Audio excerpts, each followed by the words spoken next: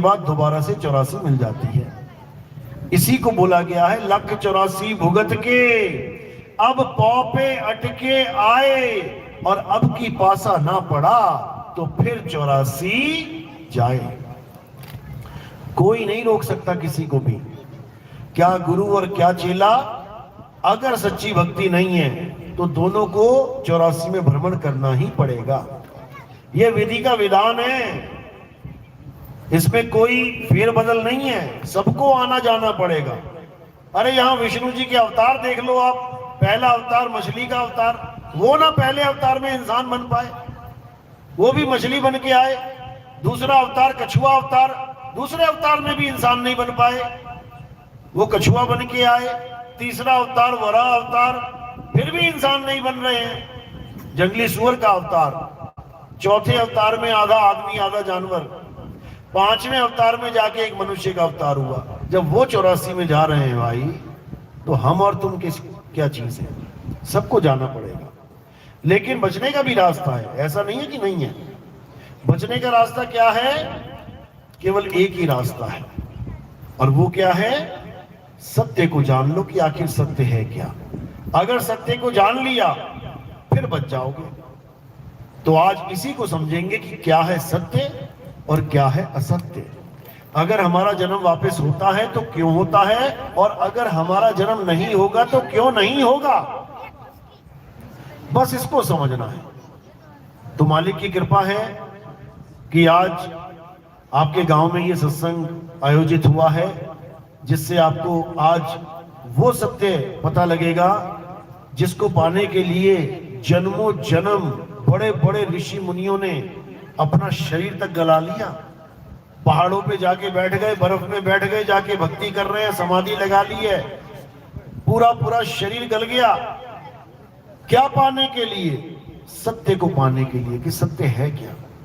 तो आज बड़ी आसान भाषा में आपको समझा दिया जाएगा, और अगर मालिक की कृपा हुई तो आपको ये अच्छे से समझ में आ जाएगा, और अगर मालिक की कृपा नहीं है तो आप सुनकर भी नहीं समझ पाओगे।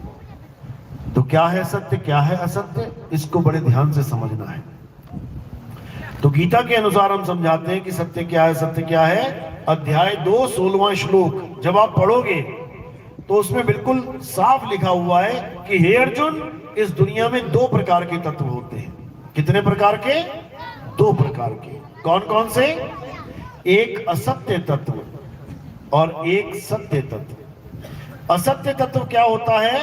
असत्य तत्व वो होता है जिसका जन्म और मरण हो जाए, जो पैदा हुए और मर जाए, जो पल पल बदल जाए, जो सदा एक सा ना रहे, वो असत्य कहलाता है। ये उसके गुण हैं।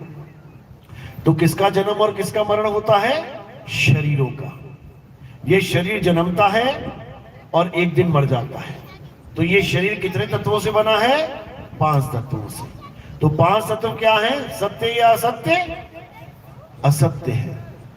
ये पल पल बदलते हैं। जब आप इस दुनिया में आए तो इतने से थे, छोटे से, और धीरे धीरे धीरे बड़े होते आज 6 फुट के हो गए हो आप, और धीरे धीरे धीरे बच्चे से बड़े हो गए हो, बड़े से बूढ़े हो जाओगे। शक्ल बदल रही है, बाल बदल रहे हैं, काले से सफेद हो रहे हैं, चमड़ा बदल रहा है। पहले बड़ा कोमल था, अब बिल्कुल लटक गया है। ये सब बदलाव, ये सब माया है, ये सब झूठ है, यानी नकली तत्व है। नकली तत्व ये 5 तत्व है जो कभी एक से नहीं रहते।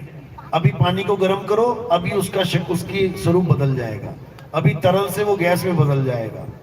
हर चीज बदल रही है। जो बदले सो माया, यानी ये पंच भौतिक तत्व क्या है? ये माया है, झूठ है।